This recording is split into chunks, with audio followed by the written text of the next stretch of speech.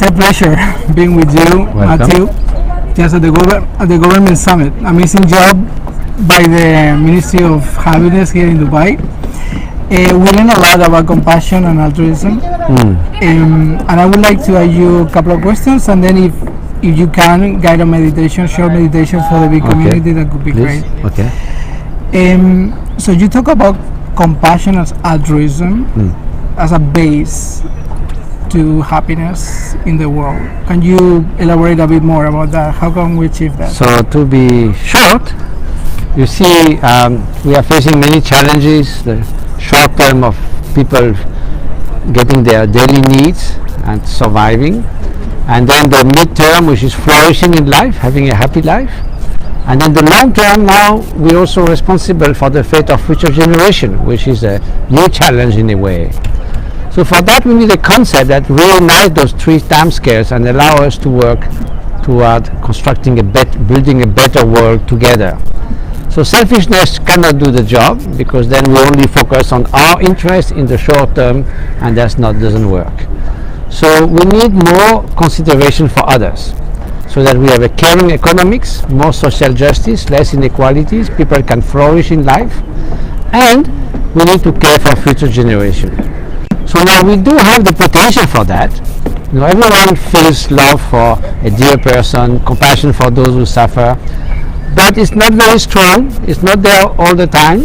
So there is certainly a huge potential for cultivating that and bringing from a very sort of latent state to a more optimal state, which then allow us to express the best of our potential for altruism and happiness. Because in a way, you see, to be generous, to be loving is the most satisfactory for ourselves, and of course, because it is others oriented, it is also satisfactory to others. So it is a win-win situation.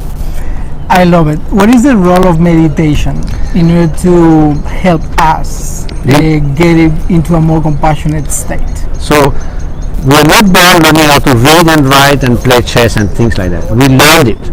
So why should compassion be different?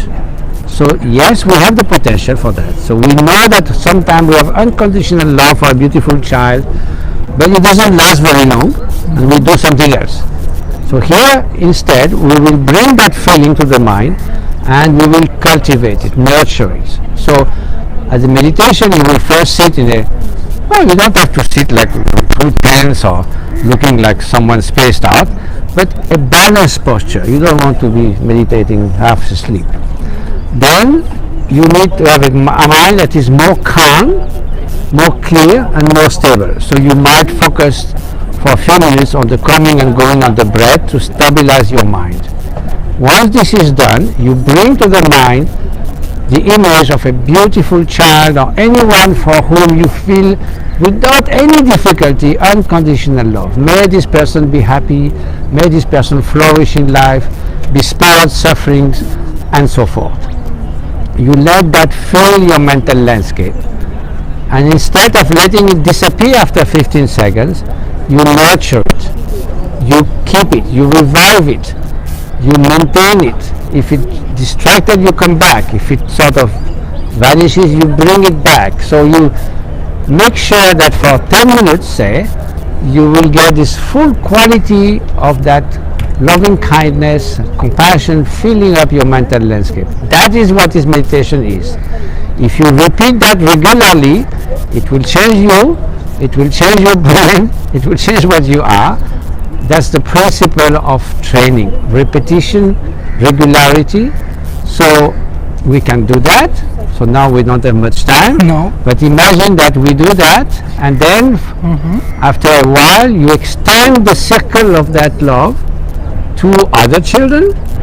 Then why stopping there? To dear ones, then to strangers, then to all sentient beings, because nobody wakes up in the morning thinking, may I suffer the whole day.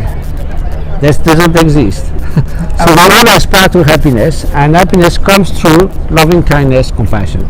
So likewise, step by step, we generate compassion, we expand it in our mind, and then we expand it to others. So that's no mystery, very simple, everyone can do it, so let's go for it. Yeah, let's go for it.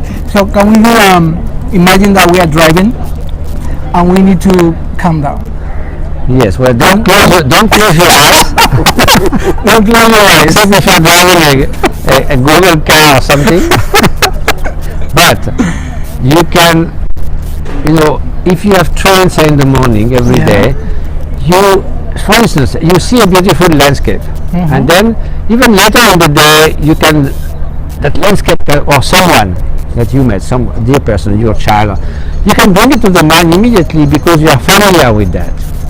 So if you have trained, say, every day on compassion meditation, on having a more calm, stable mind, there's a kind of familiarity with that. So you just have to think of it and it comes back. If you are not familiar with it, then it doesn't come at all. Yeah. So you need to train, and then you can use that, anytime. You can, for 10 seconds, even you're driving, you can look around and say, oh, may all these people be happy, may they be spared, they are suffering. So you can think of that in the traffic jam for 10 seconds. It's about thinking or it's about feeling as well? It's both. There's no big difference. Okay. If you wish people to be happy, there's the cognitive aspect, there's an emotional aspect, there's a motivational aspect. So it's a whole state of mind that is geared toward benevolence. All those components are there. All right, so it's geared towards benevolence. I get that. So the meditation is about not talking, silence, practicing, practice. So good luck. Thank you very much. Okay, take care. Thank you.